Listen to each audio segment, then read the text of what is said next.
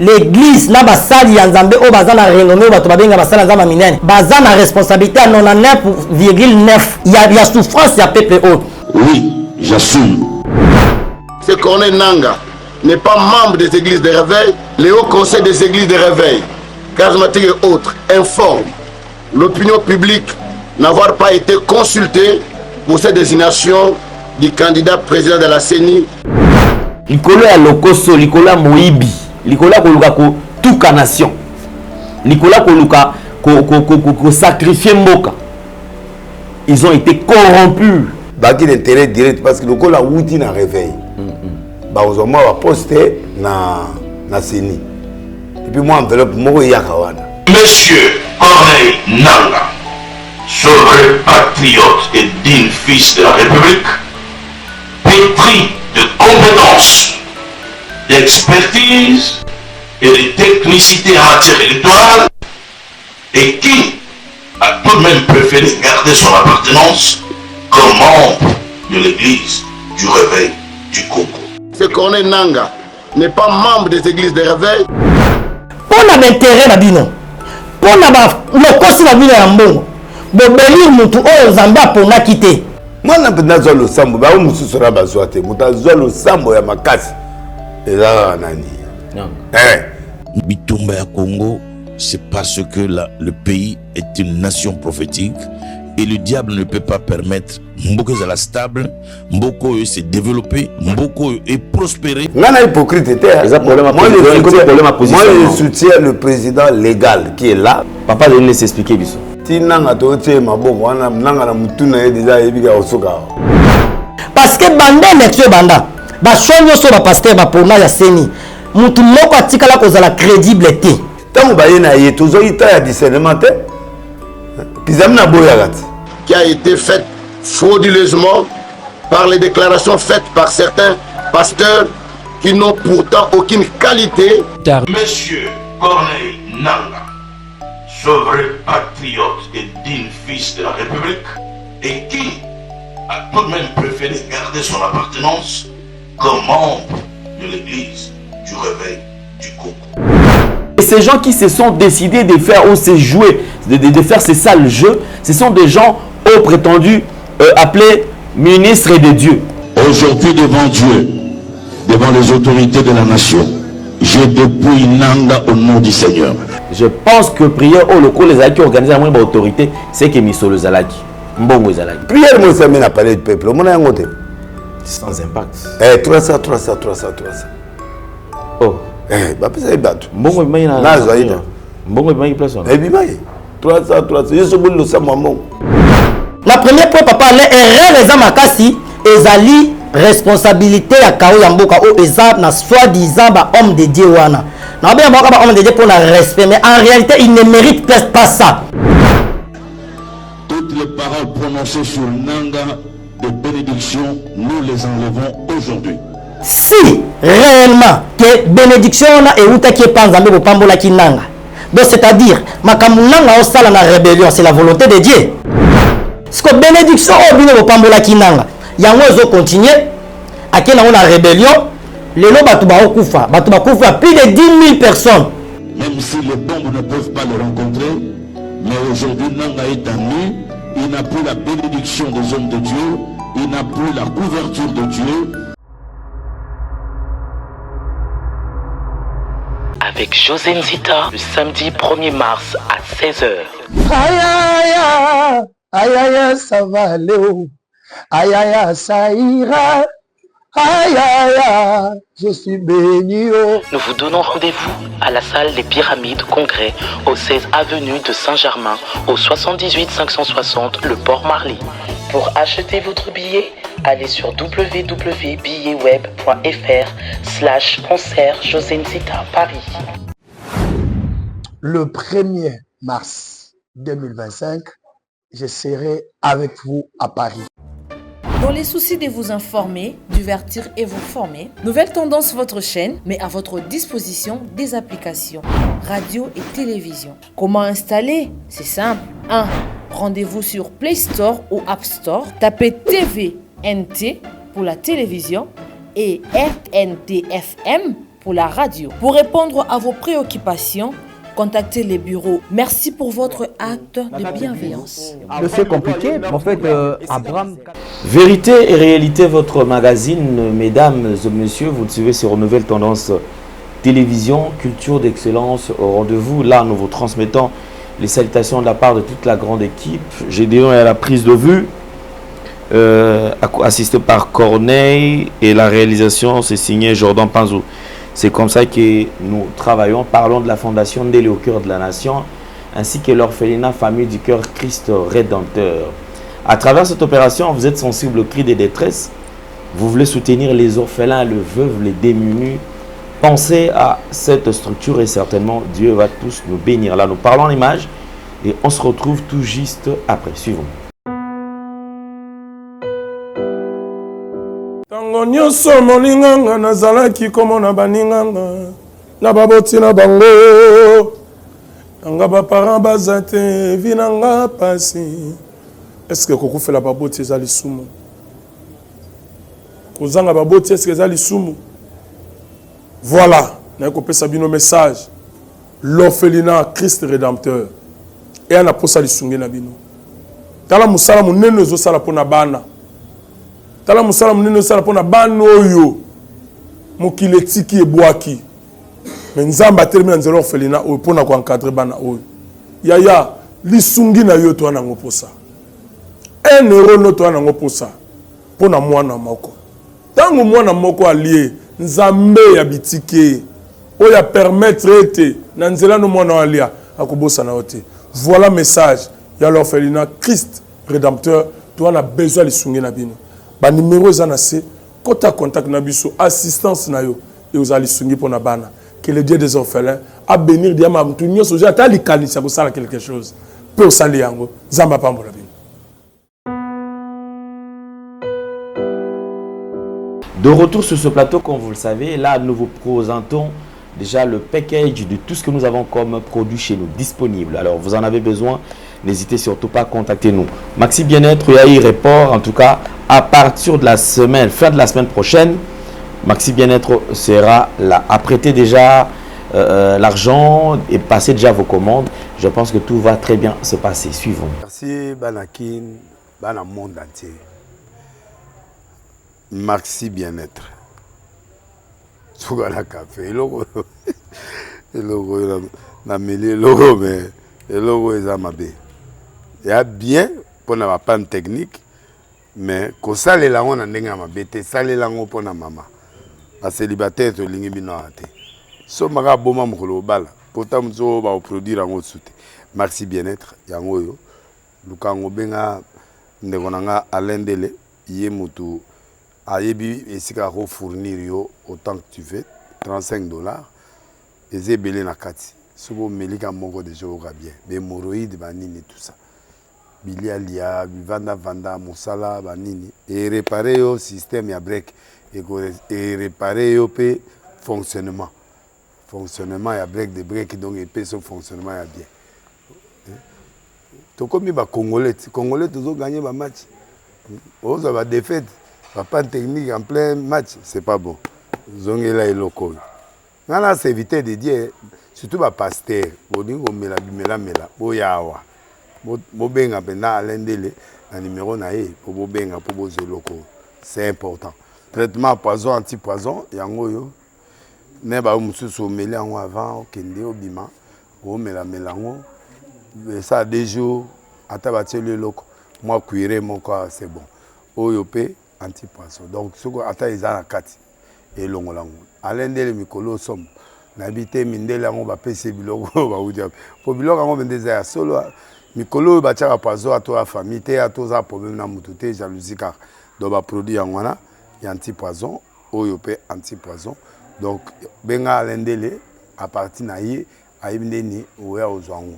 Nous amenons à Pambolabino. Mi bate lambo ke komi biete batwa komi na jalousie oyo tozo comprendre de souté bana mike bazo kufa mikolo bazo kufa ba otiana bana bébé ba poisson donc toujours zala nanti na ndengana nga ndako c'est bon que Dieu vous bénisse.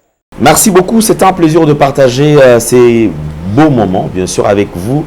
Comme vous le savez, Alors nous sommes en République démocratique du Congo, dans la ville-province de Kinshasa. C'est tout à fait normal que nous puissions quand même vous informer de ce qui se passe ici, dans notre pays. Et alors là, on va parler d'un point sensible. Pourquoi? Parce que on va faire un petit pas en arrière. Question de vous éclairer, de vous apporter quand même la lumière par rapport à ce qui se passe dans notre pays. Nous allons parler quand même de la commission électorale. Bien sûr, alors je pense que comme vous le savez, la CENI a toujours été une structure qui organise les élections dans notre pays. Mais on va quand même toucher certains éléments en ce qui concerne la CENI. Parlons par exemple des élections de 2006. 2006, pourquoi je pose cette question? Parce que je me rappelle que prophète Denis Les, dans mon émission, il a même posé la question, il dit, mais bandeko bazo diriger ba CENI, il faut batalaka, bazongaka sima batala histoire ya baninga ezosuka ndengeni. Effectivement, ils ont posté mon stratégique, ils allaient bisika moko oyo misolo ezali, bisika o makambo ebele ezali kolekana, mais seulement à ne pas oublier le kola besoin engagé congolais. Besoin de voir ya ba congolais surtout pour boyo anako exposer en public, les à la communauté internationale ou nationale et sengeli boyeba que vous allez engager toute une nation.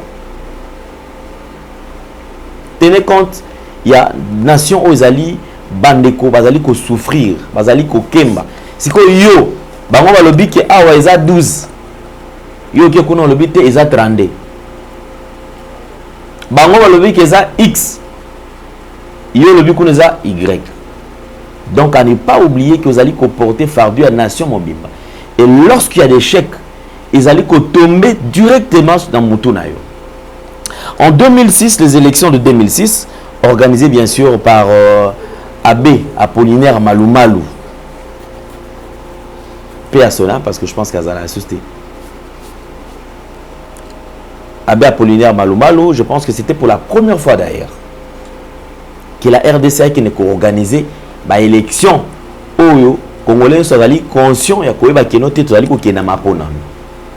effectivement, ils allaient l'élection et salamaka na moi Moutou, ils allaient qui pensaient ya koyeba makambe belete. Il y a eu plusieurs personnes qui n'ont pas voté en 2006. Certaines personnes ne savaient même pas que mapona miwana ezalinde ko sala ke yo zali ko kene ko pona muto ko kambayo ako diriger Congo selon yo. Mais mingi ba ki babando quand ça dirait ba président ba s'imposer kaka. Ça dit ba utaka ceux qui wapi ba tie bango ki o comme président. Mais nanzela maponomi et c'est là qui ko expliquer congolais o ayeba kité ko expliquer ba maman o bazali na C na makambo etali mama kelasi o ba kenda pena kelasi mingi te o bazali na difficulté à koyeba ke élection ngi koloba nini. Et c'est là qu'il faut expliquer. Alors du coup, en 2006, il y a eu tout ce que nous avons assisté. Otomonaki, Kassima Ponomi et Salamaki. Pour la première fois, tout le monde a une carte d'électeur. Oui, Bimaka, je pense que ma carte d'électeur, au moment que je suis en train de parler, illustrement quand même. Et Zaki, moi, carte d'électeur, mais nous avons compris que cette carte était vraiment durable. Carte, oh, mingi mingi, peut bazar, ngoti, le lo, mona, geza, kakasika. Et tu là, que c'est facile. Mais tu as vu quand même ceux qui ont bébé nango ezala ki karoloba ki a fongwa manakati kati ndeza ki ko bébé nango mais comme on a ki nani ba écrit ba biloko so ba comment et ils effacé ezala penzate. Nous sommes passés par là c'était en 2006. En 2011 on va changer une personne à la tête de la CENI.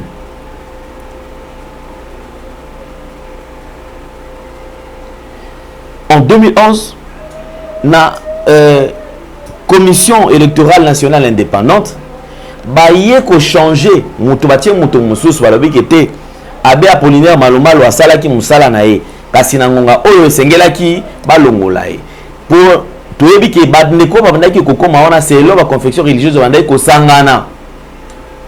À cette époque ezalaki bandeko ya catholique ne babandaki kokamba la confession religieuse wana bango nde basimbaki et basimbaki bapona babimisa mutu oyo bakutinda na CENI azwa mutu ya CENI pour aiba na ko organiser ba élection.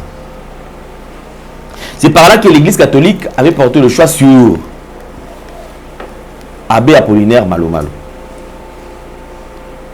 En 2011, les élections de 2011, à la tête, parce que la confection religieuse à Tawana, ils avaient sur SCC. Parce que tu as que Kobimisa, pasteur, je crois, pasteur Daniel Ngoyi Mulunda. À ce que je sache, pourquoi? Parce que je peux lire quand même en Motali, pasteur Daniel Ngoyi Mulunda. Vous allez comprendre pourquoi est-ce qu'il y a Bima qui est à côté. Parce que dans le profil, vous allez dire Daniel Ngoyi Mulunda Nyanga, né le 1er novembre 1959 à Lubumbashi, est un pasteur protestant et homme politique kino-congolais. Il est le fondateur de l'ONG PAREC, Paix et Réconciliation. Il est nommé président de la commission électorale indépendante, c'est en sigle, en février 2011. Il est surintendant général et pasteur titulaire à la nouvelle église méthodiste. La SSND Zusukoyo Bokambi. Et la confession religieuse,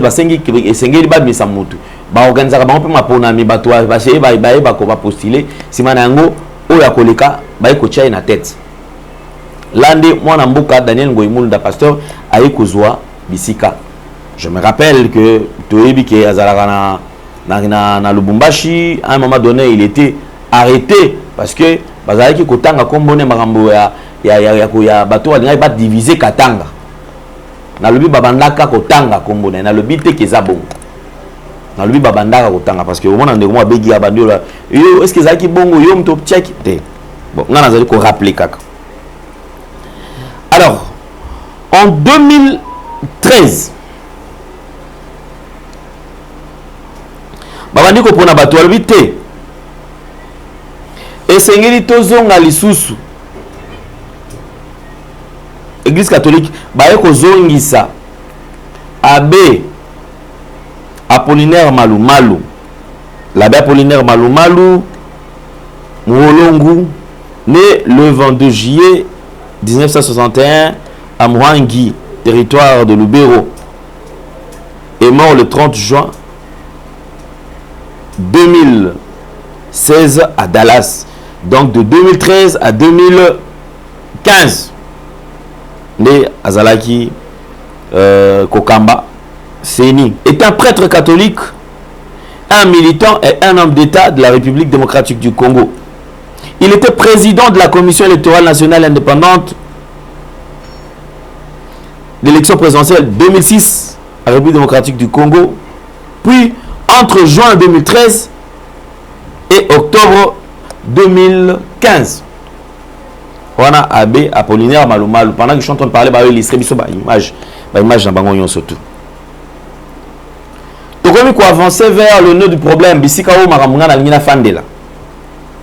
Comme en 2015, de 2015 à 2021, la confection religieuse va komi koima ba komi kolela. Balobi ke sengeli biso pe te bana kopona. Biso pe sengeli te bana kozwa ebonga. Nde ba ye ko sala makambo ba sala ki wana ba sala ki nini nyamu likolo ya mbongo, likolo ya ko ya nkita. Likolo ya cupidité. Parce que je me permets de dire ainsi parce que ngaite mutuna ko lobango me boyebi na makambo o désolé ba na réseaux sociaux. Likolo ya pekunya kanyaka. Likolo ko luka ko tondisa mabumu. Oubliant que les Congo et ça bango nyonso tout. Et ces gens qui se sont décidés de faire ou se jouer de faire ces sales jeux, ce sont des gens au prétendus appelés ministres de Dieu. Otoko benga ke banganga nzambe. O bazali ko dépendre direct na parlement céleste. Satan a ego kosa bango. A toba ou Satan te parce que basali maramana bango parce qu'il y a certaines choses où Satan est ba kututi. Wana bango ça. Likolo ya lokoso, likolo ya moibi, likolo ya koluka ko tuka nation. Nicolas Koluka sacrifié Mboka. Ils ont été corrompus. Ils ont été corrompus. Et en étant corrompus, qu'est-ce qui s'est passé? Bah, il faut bimisser la biso. Moi, en Mboka, parce que, ah, bon, bah, t'es autobenga, aza, moi, en Mboka, t'es. Aza, moi, en Mboka, parce que tu es bimisé ce qui est, aza, moi, en Mboka. En 2015, de 2015 à 2021. Monsieur Corneille Nanga, Yobelo, né le 19 juillet 1970 à Bogoya, Bogoya, en territoire de Wamba, dans la province du Haut-Ouélé, en République démocratique du Congo. Était un homme politique, et un rebelle congolais. Président de la Commission électorale nationale indépendante de 2015 à 2021. Il va diriger la CENI. Banani Basali qui a dit ma part qui va diriger CENI. Ils vont passer par une corruption. Et l'équipe, ici que Bandela qui te évité. Mais tu évites que l'élection est que Simba point. Et point où le Seigneur qui est Simba, ils allaient qui qui influent en église de réveil parce que les églises de réveil, ne pas Simba qui sikoyo confection religieuse bazali ko kamba. Et Seigneur qui va bimisa mutu pour bâtir à diriger l'élection électorale. D'après les explications, il y a prophète Denis Les. Il nous dit toujours que bayo kanaka makambo. Alors pour bale kisai na bisika o to kana le prophète Denis Les aloba nini.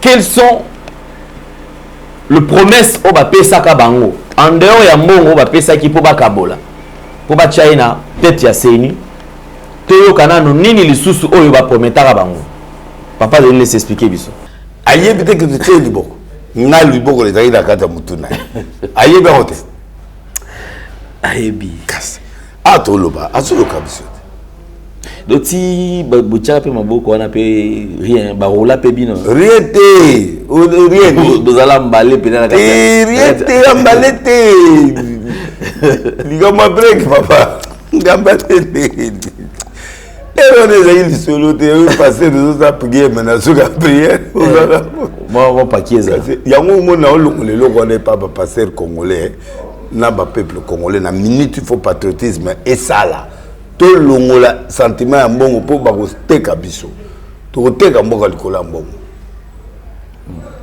wana déjà ba bengi biso wa 15 ans bengi biso déjà na wana masole se vuta yo PC ye to ke sale mikanda butu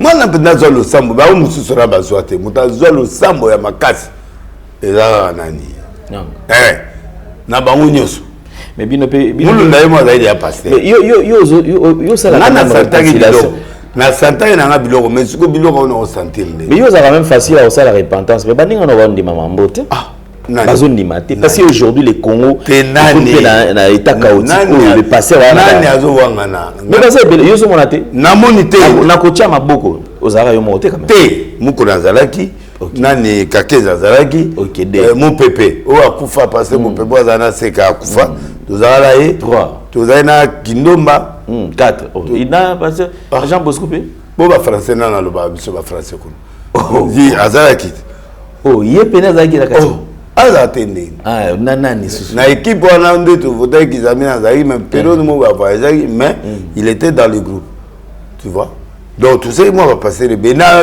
Bolandi prophète de l'Est à l'objet clair. Na sembonyo soke ba pesa bango moins quelque chose.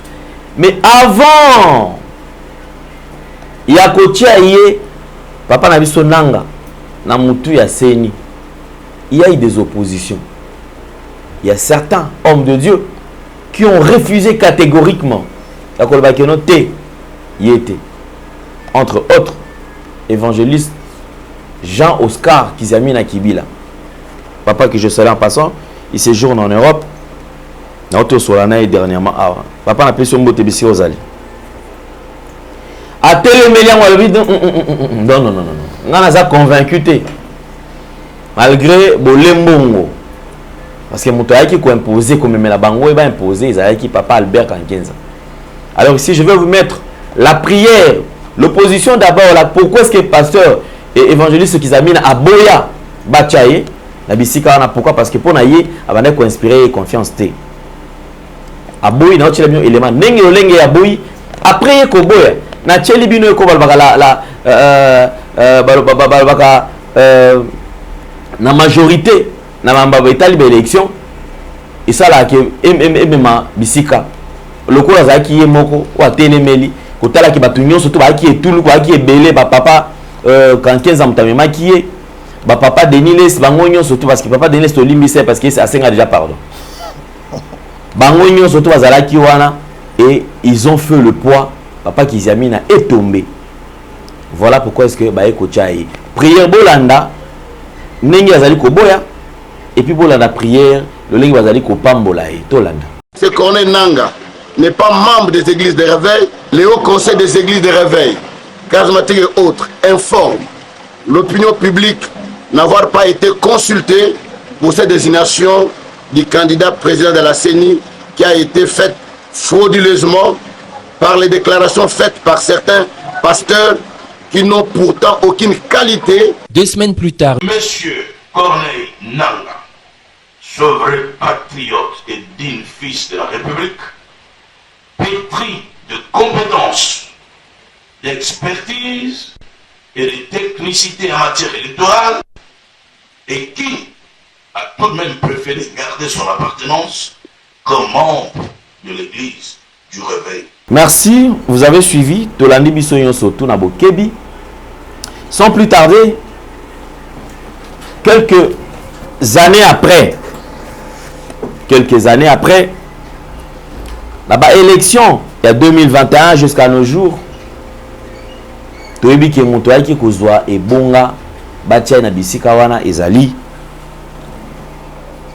mwana mboka Denis Kadima oyo asali biso organiser biso ba élection chaotique ba élection ya mabe oyo ti ko salama parce que biso même te choix na ba élection wana ba voix na biso ekenda ba pesa batu o bango balinga ki ba pesa. C'est lui qui dirige la CENI. Alors, et ça dit que mwana mboka Corneille Nanga a commis kuna président, il y a groupe ya rebelle aux alliés AFC aux alliés à Alliance Fleuve Congo. Basangani kuna a commis rebelle. Si maïe ko comme rebelle quelques temps après, bato bandi ko boka mabanga babité mais to yeba quitter quand même origine. To s'attaquer quand même la source parce que source mutamemela gibiso papa Corneille Nanga yeyo. Avec en 15.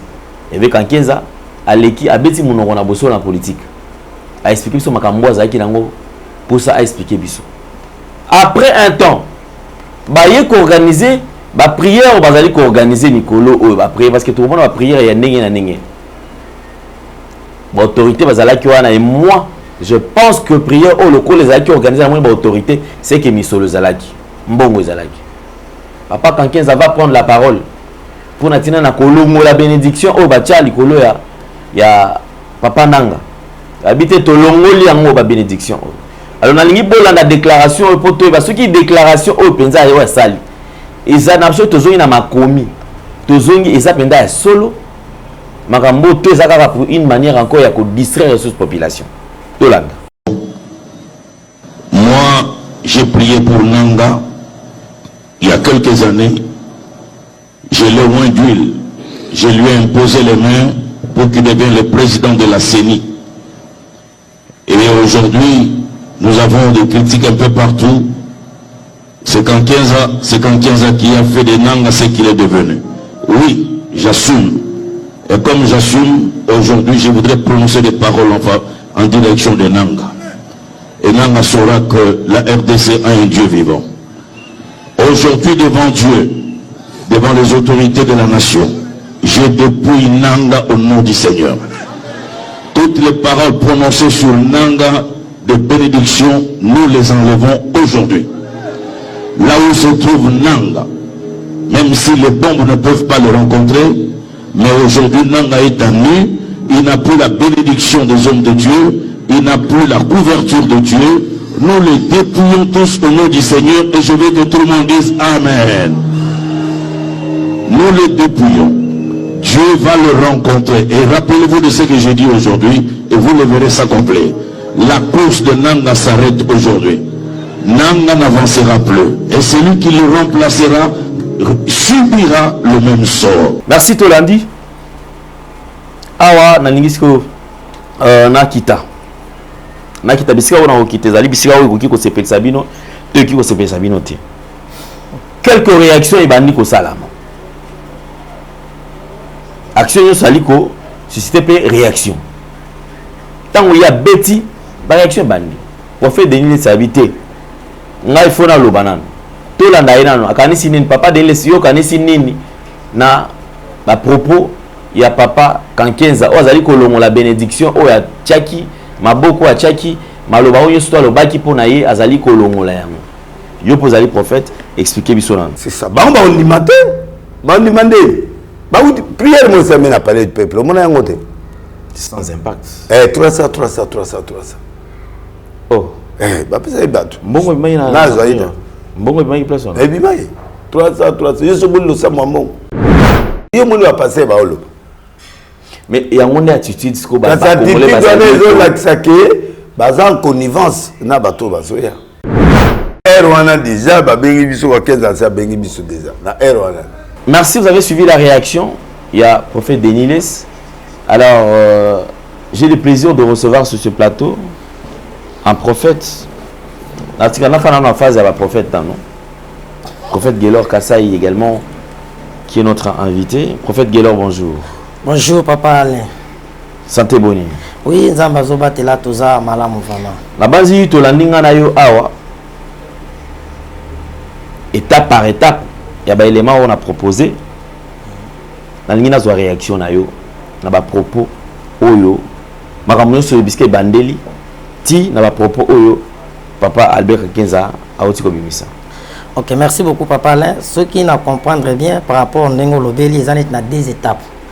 Premièrement, il y a choix, il y a le président Seni. Et deuxième étape, il y a bénédiction et il y a malédiction. Ok, merci beaucoup. Pour le problème, il y a choix. On a évité, bon, on a tanga kaka. Avant de répondre, on a tanga na mukanda en Zambé. Et nous sommes dans le livre des Actes des Apôtres, chapitre 1er, les versets 23 à 26. Pour Actes, chapitre 1er, les versets 23 à 26. Je lis la parole du Seigneur. La Bible dit ceci, ils se présentèrent des Joseph appelé Barnabas, surnommé Justus, et Matthias. Puis, ils firent cette prière. Seigneur, toi qui connais les cœurs de tous, désigne les cœurs de ces deux tu as choisi, afin qu'ils aient part à ces ministères et à cet apostolat que Judas a abandonné pour aller à son lieu. Ils firent et au sort, ils tirèrent au sort, et le sort tomba sur Matthias, qui fit associé aux 11 apôtres. Parole du Seigneur. Papa, pour répondre à la première étape, Dingue Olobi, en 2006, l'élection est Salamaki, Moutazaki président Yasseni, et Zalaki Abe Malouman. Oyo Aoutaki na catholique. Donc catholique nde epesaki Abe Malouman. Asali yaye Moussala, Boyebi Nyoso, et les Kaki Nazanata, Obeta va détailler Nyoso avec l'élection. Toye na 2011. Place problème et Kobanda. Et comme 2006 Zaki église catholique et 2011 Zaki ECC, c'est-à-dire église des réveils toujours protestants.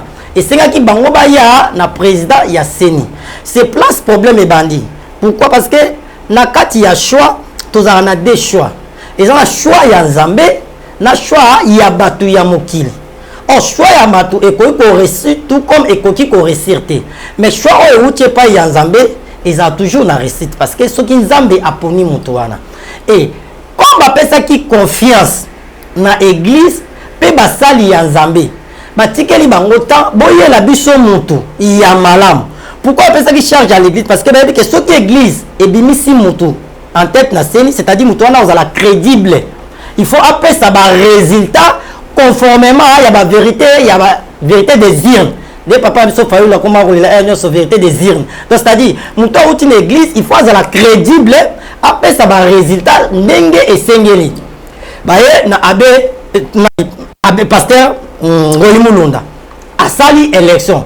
On connaît tous l'histoire. Et vote salama mutabima, il faut que se dise la vérité. Pour moi je dirais que la vérité.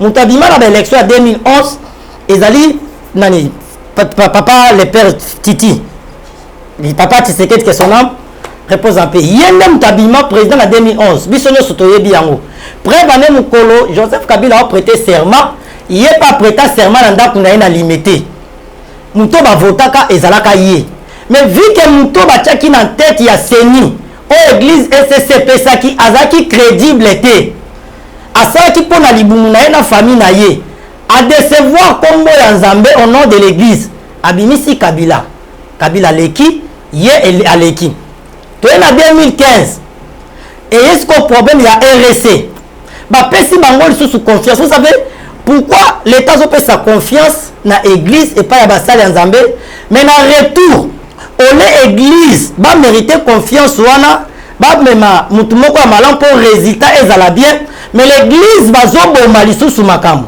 c'est pour cela moi j'ai toujours dit ça na mboka osole to za kati ya kaoma kasi sur 100% l'église na basali ya Nzambe o bazana renommé bato babenga basala Nzamba minene bazana responsabilité à 99,9 il y a souffrance ya peuple haut.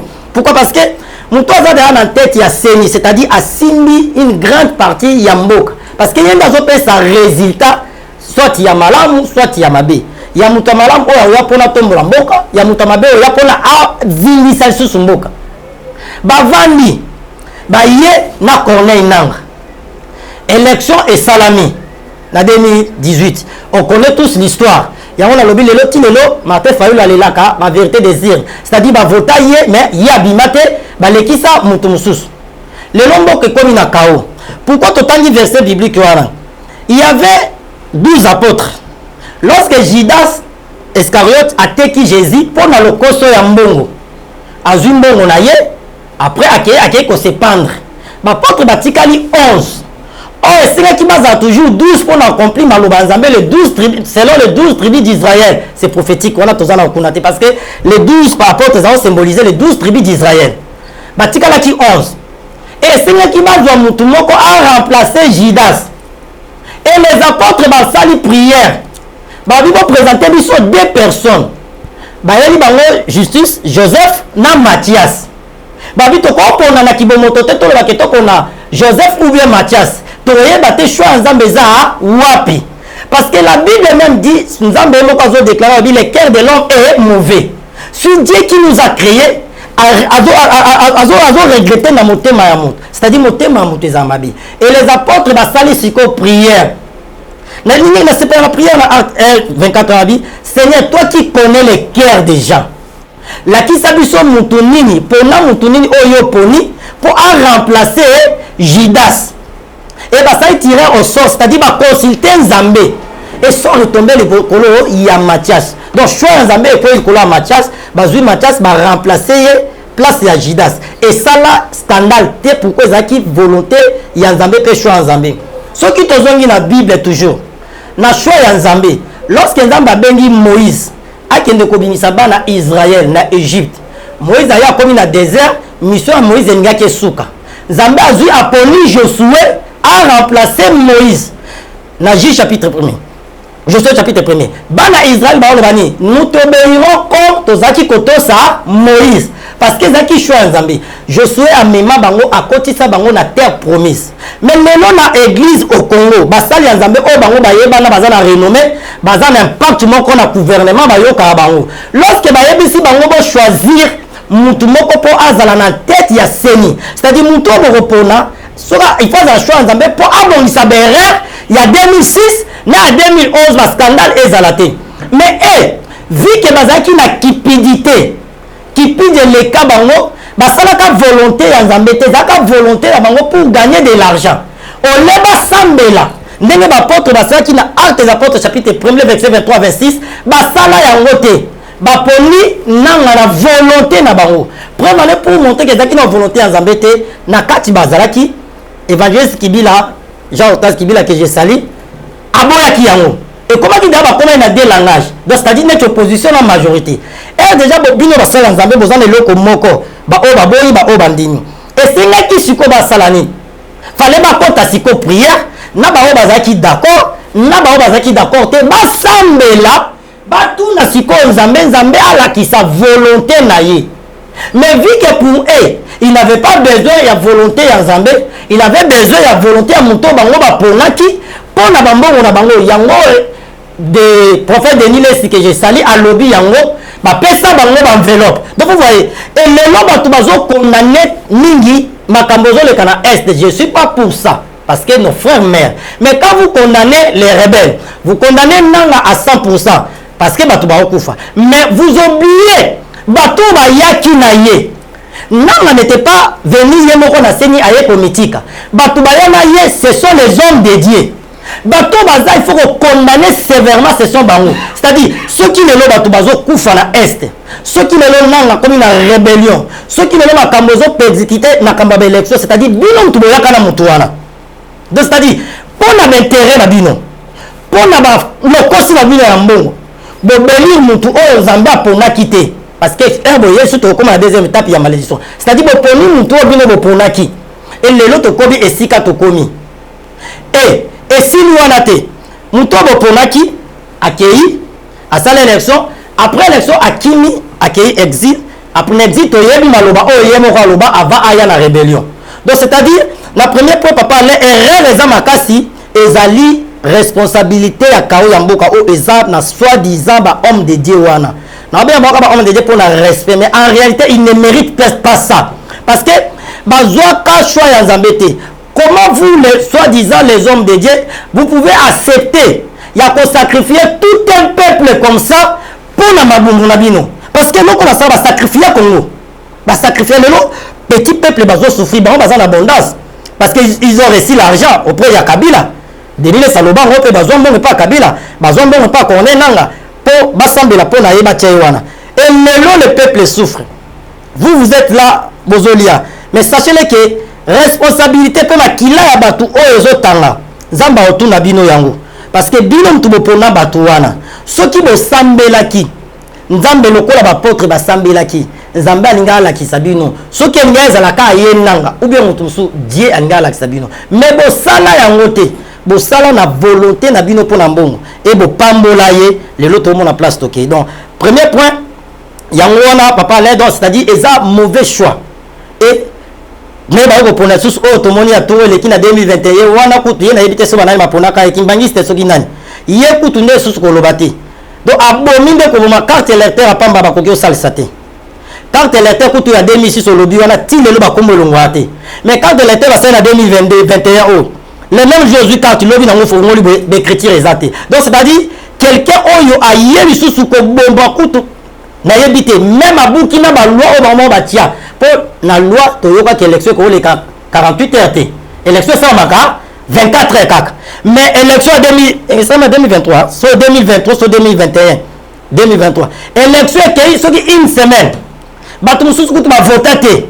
Ba carte électeur de chrétien et le loi. Donc vous voyez donc toujours les hommes takaka na bato seigneur église les hommes même. Donc c'est-à-dire vous soi-disant les hommes de Dieu au besoin élevé en unité comme besoin ba mbongo bato ba yo karabino. Donc ba choix na bino bo saka ba choix moko ya mabe comme mamboka na kati ya kao parce que banda élection banda ba choix nyoso ba pasteur ba pona ya seni. Mutu moko atikala kozala crédible te. Na ba président seni nyonso parce que ba tikala ko pesa ta résultat moko ya bien te preuve année après l'élection après ba résultat nyonso il y a eu toujours des contestations et ça toujours na ba to ba telemelaka te pourquoi parce que choix ezaki ya mabe.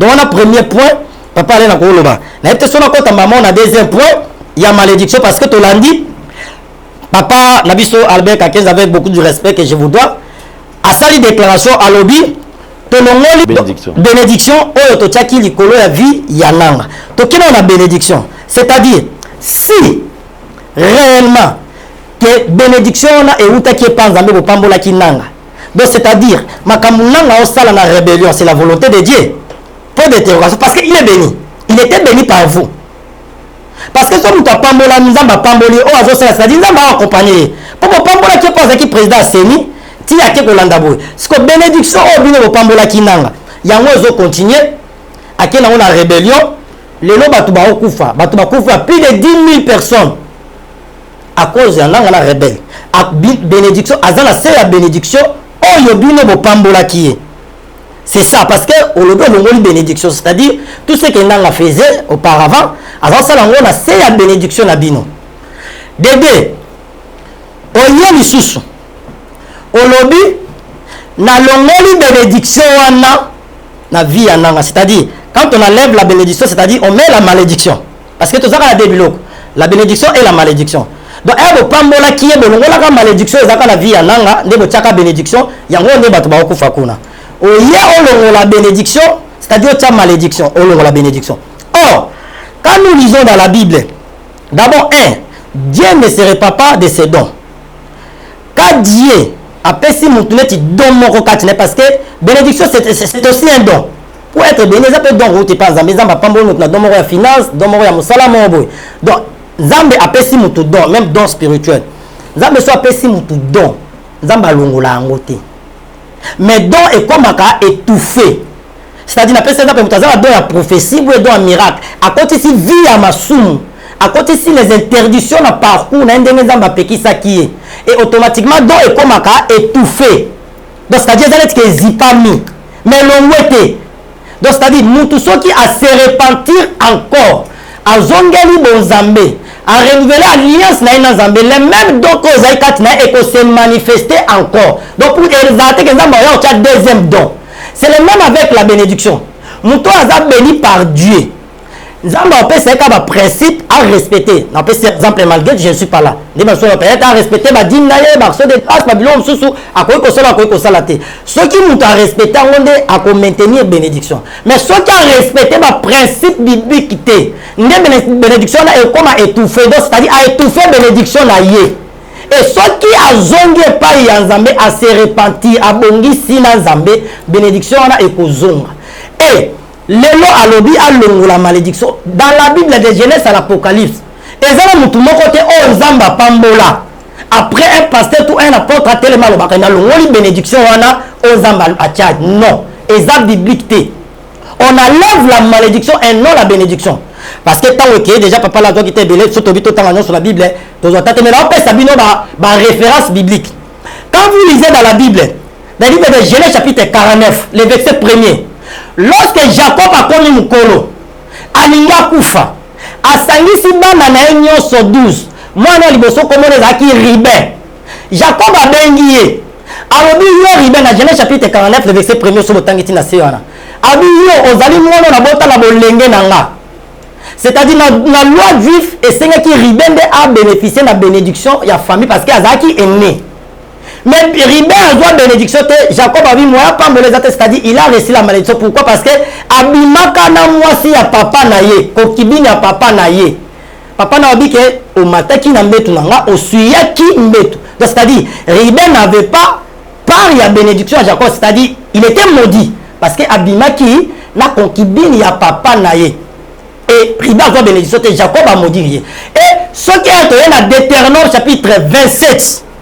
Le verset 13, lorsque Moïse a yé, pour Ribin, malédiction à Ribin, et l'andakana bandekonaye, nasewana bagat, quand vous lisez, dans le verset, lorsque Moïse a yé, dans Deutéronome chapitre 27, le verset 13, Abeli Ribin, a sangisi na génération na yé, ou bazaki na se na yé, abandi siko kopambola bango, Moïse a yé, alongoli malédiction, oh Jacob a tchaka likolo ya Ribin.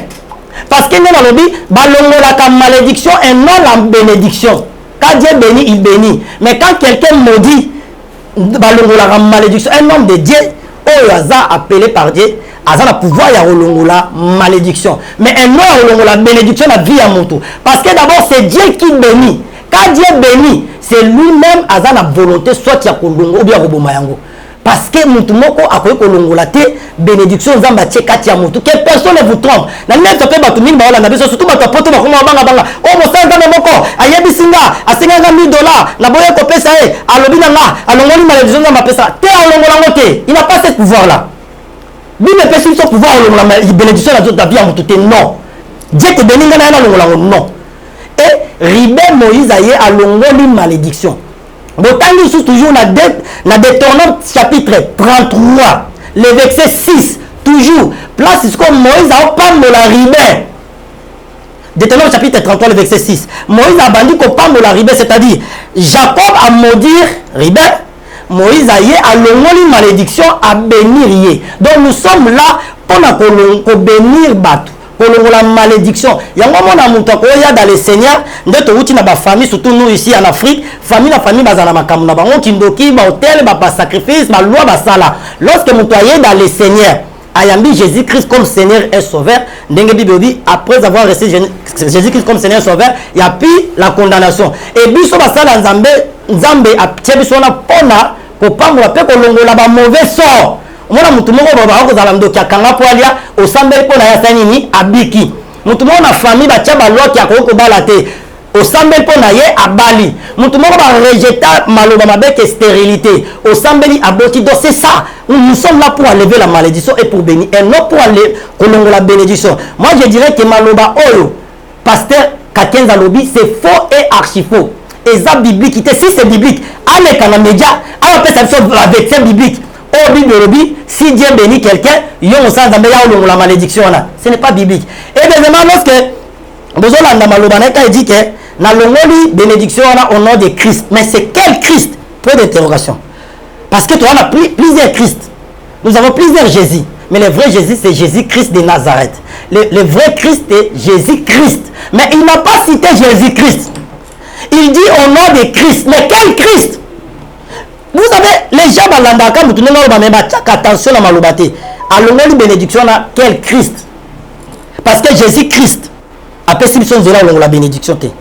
Donc pour vous dire quoi? Peuple congolais, bon on a la distraction. Je suis un homme de Dieu, mais je vous dis vrai. Il y a un moment où je suis menacé à ir opposant. Non, je suis là pour vous dire la vérité parce que je suis Miché. Les mêmes hommes, les hommes de Dieu, les mêmes hommes qui télémis sous pour la distraire. Si nous, on a qui la place na bango, pasteur Kakenza, loko ba sala ba pamola ba pona ba toaseni. Et loko ba rosa, il faut pas se repentir.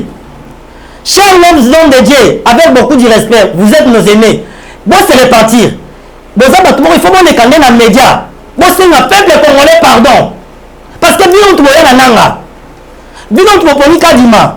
Bino tu banda ko na ona ngoli munu ndalo ba nyaba kabula solo bumachinde to yoka kaka bino ka église mtu bwana batunyo soana mais le même mot que ça la kao olebo yabo se repentir bo senga peuple pardon to sala ka choix ya mabe bo ni misabiso mais besoin si besoin ko distraire peuple que to longo la bénédiction même si bonongo ni bénédiction pas nanga ça change quoi aux discussions bon longo ni bénédiction nanga parce que nanga il est toujours là, il est toujours en vie, les gens continuent toujours à kufa. Bon vous avez le mal, quoi? Tout le monde va attaquer kaka nana. Oui, c'est bien. C'est bien parce que mais vous oubliez, derrière nanga, ce n'est pas nanga seulement. Un comme numérise nanga te, barandé nanga te, bazaba sangana batu. Avant nanga kende na est, ake sangana na ba 1-23. Bitumé bana déjà, je me souviens, ba boto la bunangana. Na été sur la bosse nanga za kunate. Ba bitumé bana na beni. Nanga n'était pas là-bas. Nanga kei ko s'appuyer na bango. Déjà que batazali balé, moko ayeba bakisa ba komi 3. Mais vous vous attaquez seulement à mutu moko. Vous croyez que lelo so nanga kufi de guerre sili. On est que basala nzambe bo distraire bato. On lebo que na source de konanga moko nzamba pambo na machine kuna. A révéler que le monde un jour et pas le kana média oloba. On lebo bo traiter source ya problème. Bisika o ezali pour la guerre ezala. Il faut traiter source. Nous les autres que guerre peut exister dans Mboka.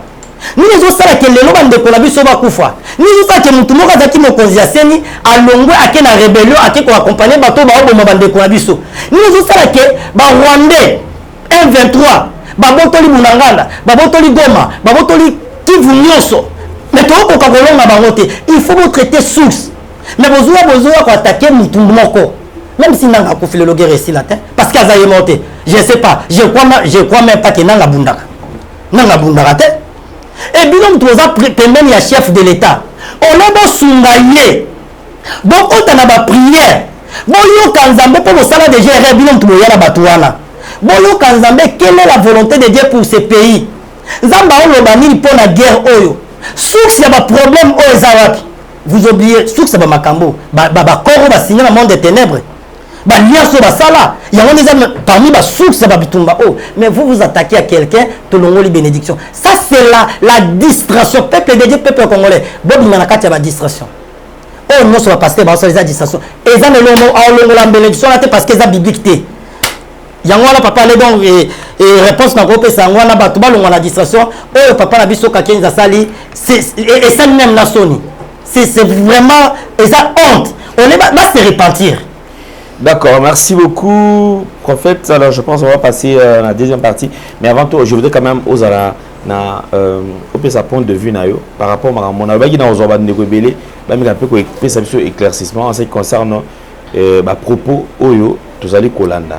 Théâtre, ils ont continué, mais je pense que Dieu reste Dieu et guerre oyo est aussi là.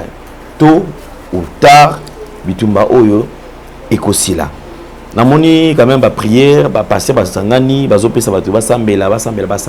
Alors on dit quand même par rapport à temps attitude ni au bato qui adopter bazala nango par rapport à temps oyo. OK, merci beaucoup papa Ale pour la question ndingo tuningai attitude nini oyo peuple congolais pe bisonyo sotoko ko zanango. Avant tout les exhortations na tanga Bible par rapport à attitude oyo esengi to zalango eta que peuple congolais. Exode chapitre 14 le verset 13.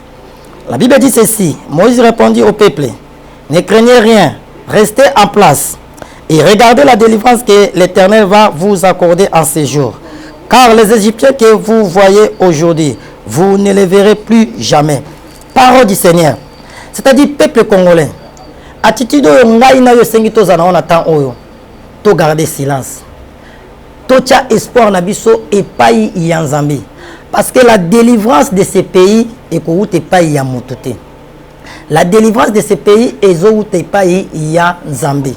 C'est Dieu qui va nous accorder la délivrance. Délivrance mboko e ko uta na epai ya motote ezo ute epai ya ye moko Nzambe. Tozana confiance ya Nzambe, total la Nzambe. Tout tika na place, tous en a confiance en Zambé et nous serons victorieux.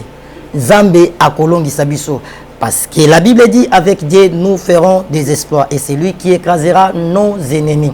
Dieu sait oh nyonso zo le kanamboka oh na mabe na malam Nzambe nda yebi vérité ya makambo oyo biso lokola bato peut-être to mona na misu ya kibomoto to mona na molimo te na misu ya kibomoto tu peux condamner d'autres actes na misu ya kibomoto okoko sepela na ba acte mususu mais acte mususu oyo zo sepela na ngona misu ya kibomoto mais peut-être na misu ya kimolimo eza mabe acte mususu oyo zo condamner na misu ya kibomoto mais peut-être na misu ya molimo eza malamu raison pour laquelle total la Nzambe tous en la confiance en Nzambe na nyonso zoleka. Ne condamner d'abord mutusute oyo yebite peut-être yenda au travailler na volonté ya Nzambe. Totika na place c'est Dieu ndé ako accorder biso délivrance ya mboka o.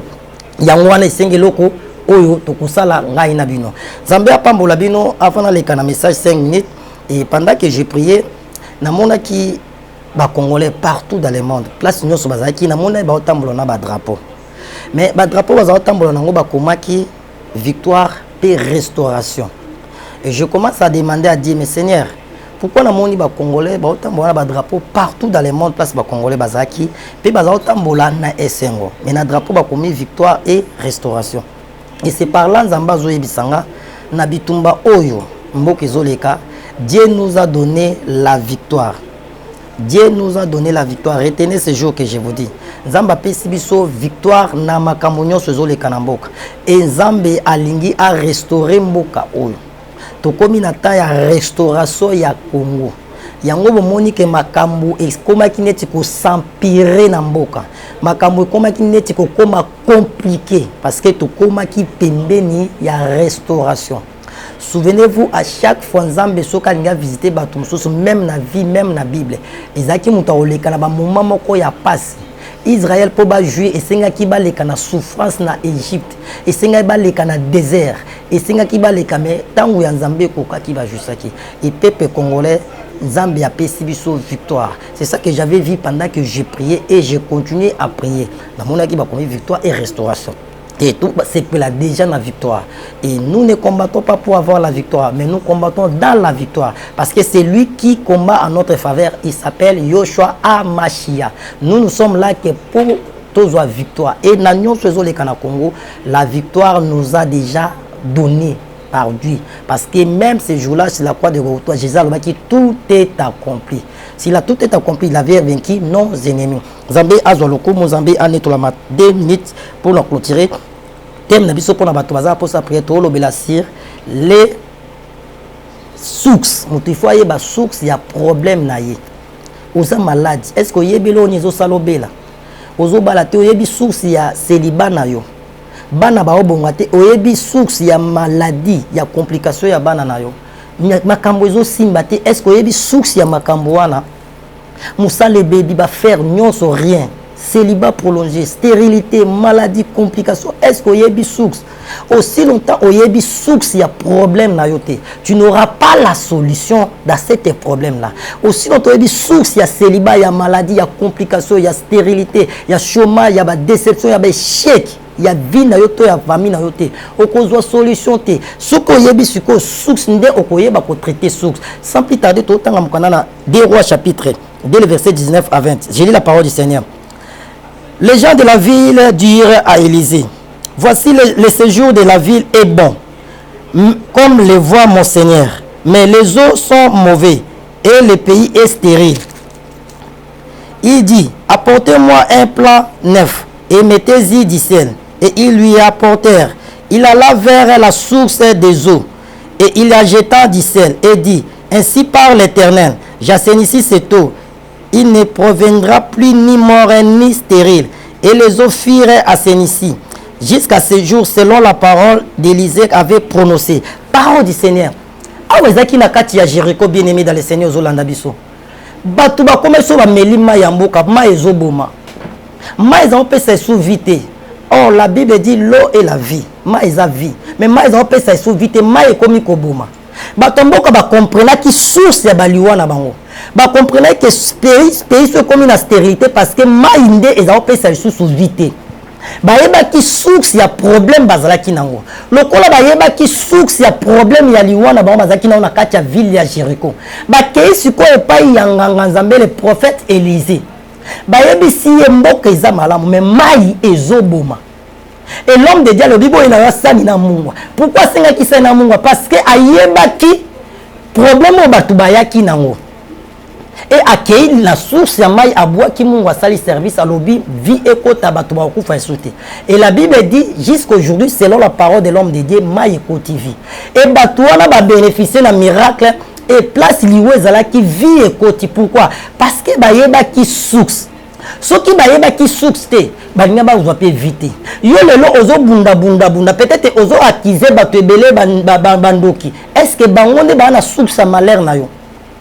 Osa ba faire simba to pesi muto ya million bongo pesi simbité bandia ekufi ozo kwa kize ba travailleur ozo kwa kize mutu moko pesa ki responsabilité pour baby est-ce que source il y a problème na po ya baby ça est-ce que yebi yango ni ne sala pas melongo wana ni ne sala ke po ba mibali soki ba yepo na babala ote batika ka obakini ni ne sala ka ba ngosa ka yo batika ka obakinda ni ne sala ka ke bana na yo ba divorce ka ni ne sala ka vie na yo ya bana wa famille ezo simbate est-ce que yebi source ce qu'il y a des sources va traiter la source de vie. Le col a qui source à baliwa na bango ezaki mai.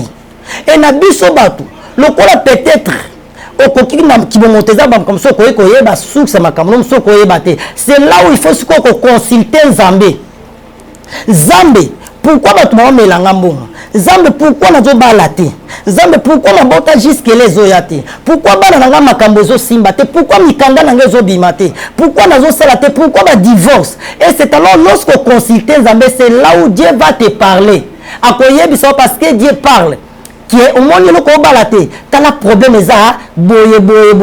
Peut-être la famille na bino ba tchaba loi ba to ba ko balate. Peut-être ba lakela ma be mo le ko botate. Peut-être ba lakela ma be ke yo ko bota me ko lela bana te bana no ba ko nyoko la yo. Et boye bi source ya problème, c'est alors de traiter en oppose la solution.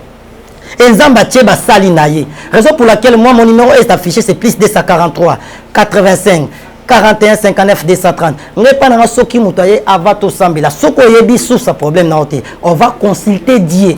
Toyo kanzambi. Et son zamba esibiso révélation sur ce problème na yo. To tout na zamba est-ce que ça la service ni pour obima na problème na. Parce que tant ba yaki na problème que ma ezoboma. Elisa qui ndeko ça la service parce que nzamba inspira qui est abiba ya na sani na mungwa. C'est ça. Malheureusement, aujourd'hui, il y a d'autres personnes, Zamba koi kolobela yo, à la source. Zamba peut sur recommandation peut-être avec ce salable pour bimana problème là, batu batele mila. Makambo Nzamba zaneti folie. Peut-être Zamba koi soka kimambango bika. Mais yo so kimambango, angana kimambango. Elisa Oyiboya na Mungwa Nasani ba mingi balobaki te toya na Mungwa ndeni Nasani ba respecter kaka tango ba yena ngo mona un miracle. Bien tu dois respecter la parole de l'homme de Dieu pour au monde un miracle. La consultation prophétique est très important. Tous en la prière nzamba lobaki à 700 personnes au azo visiter. Il y a toujours des témoignages. Et yo posant un problème, benga to semble par la grâce de Dieu, Dieu va te visiter. Il y a qu'à na kondimana yo na confiance en Zambie et respecter les principes de Dieu. Numéro c'est plus 243 85 41 59 230 plus 243 85 41 59 230. Moi je n'ai pas de conditions pour ensemble la pour yo. Bato soba benga à travers bato prophète azoya ba numéro TT. Bien aimé na bato belé. Oko benga peut-être na prière ou bien na sur la pour na mutunso. So to sala ki programme la prière ngana yo yo zala kande mutaliboso ya benga parce que na bato be na ko ba na benga na bosani. Mais yo so benga okozwanga donc na yamba mutunyoso. To ya pe na groupe na biso ya prière to sambilaka aline soko lingo participer na groupe na biso benga en privé na coach sur na ligne. Toko sambila Zambé a pambola bino Zamba pambola tunyo so ba travailler na chaîne na pambola papa biso Brad na moni kuna zo assister biso Gédéon na machine papa biso Jordan kuna Zamba pambola batunyo so nouvelle tendance Zamba pambola yo OP ozo landa biso Zamba pambola bato pe bazo soutenir biso parce que l'évangile c'est gratuit mais l'évangélisation ça demande de l'argent pour passer comme ça demande aussi de l'argent pour na ko payer ah d'abord ba kata biso po ba nyongwele ki donc ceux qui pensent ba sungi le bi au soutenir musala OP qui ne bosso Dieu ne manquera pas de vous bénir Zambé a pambola bino. Dans les soucis de vous informer, divertir et vous former, Nouvelle Tendance, votre chaîne, met à votre disposition des applications, radio et télévision. Comment installer? C'est simple. 1. Rendez-vous sur Play Store ou App Store. Tapez TVNT pour la télévision et RNTFM pour la radio. Pour répondre à vos préoccupations, contactez les bureaux. Merci pour votre acte de bienveillance. C'est compliqué, en fait, Abraham...